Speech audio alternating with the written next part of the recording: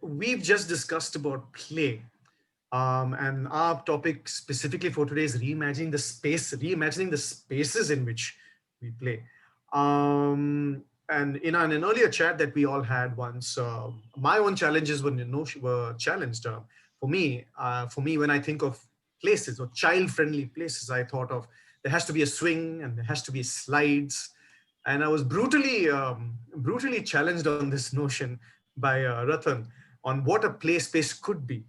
And so I would now draw attention to Ratan. And Ratan, we had this thought that we need more gardens or we need more parks, and you seem to have a contrary idea to that. That you build something, and the children will find a way to find the play in that space. We don't need to design something for them.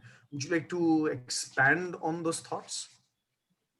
Yeah, I think Shweta just talked about letting free the imagination, letting free a childlike spirit.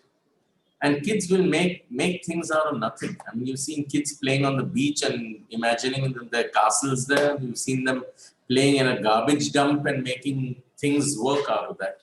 So I don't think it's about the space. I think it's just about the mental space. It's just about an attitude.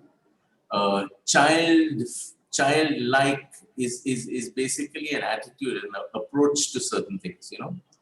I was just we were bashing you down the last time, Sean, by saying, if you see these big parks and these beautiful spaces that are created for children, I mean, there's a section of children who will probably play on a slide or play on a swing. But how long can that kid keep sliding and swinging?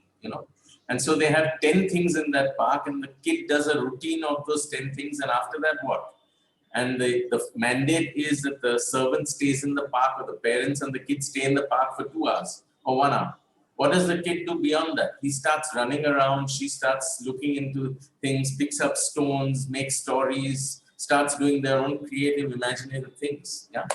And we are in fact enforcing our adult conditioned approaches, saying this child will like red slide, will yellow swing, blue trapeze, red merry-go-round. I mean, who are we to decide?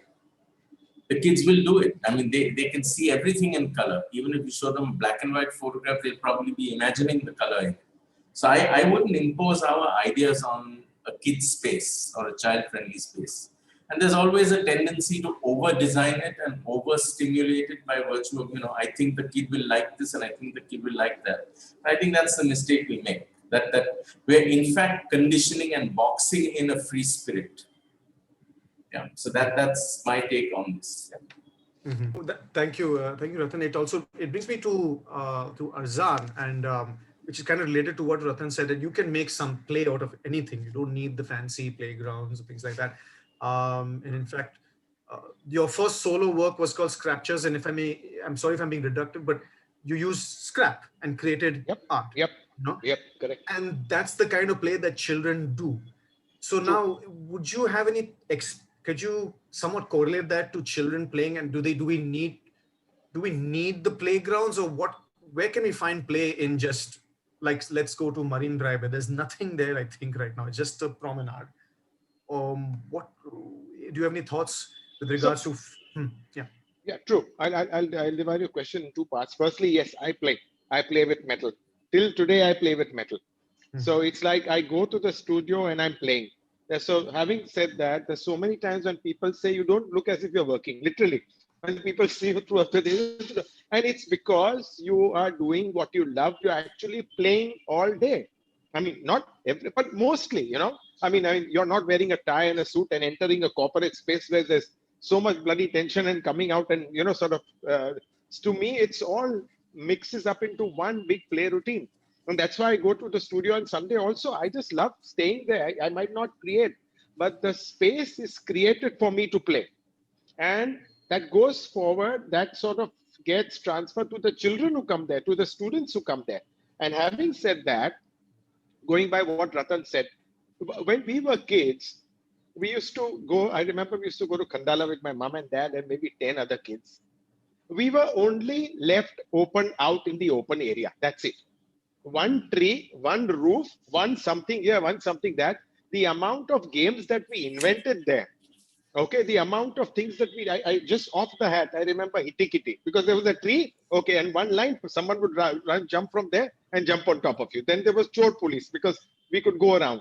Then there's something called Sakli, where you hold hands and then run. And throughout the day, we would be devising these games. The stones, we would play knots and crosses with stones, literally like that. We had a few board games, but the allure of the outside is so much, and the want to create your own playthings was so much, that you wanted to reinvent the outside to suit yourself, so you would hide on top of a tree, and then I told my dad, I said, why don't we make a small little tree house? So imagine a platform on a tree. You could pretend to be Robinson Crusoe and whatnot, and just sort of go haywire with the stuff, isn't it? So same way, I think open spaces for children to run around, let's say absolutely fearlessly, would be something that we require, and let their imagination sort of add to things. Thank you, Azad. Yeah. We need free ranging kids, not broilers. We need kids who can make things out of nothing. True. Because that triggers and inspires us. I mean, there's no question about it.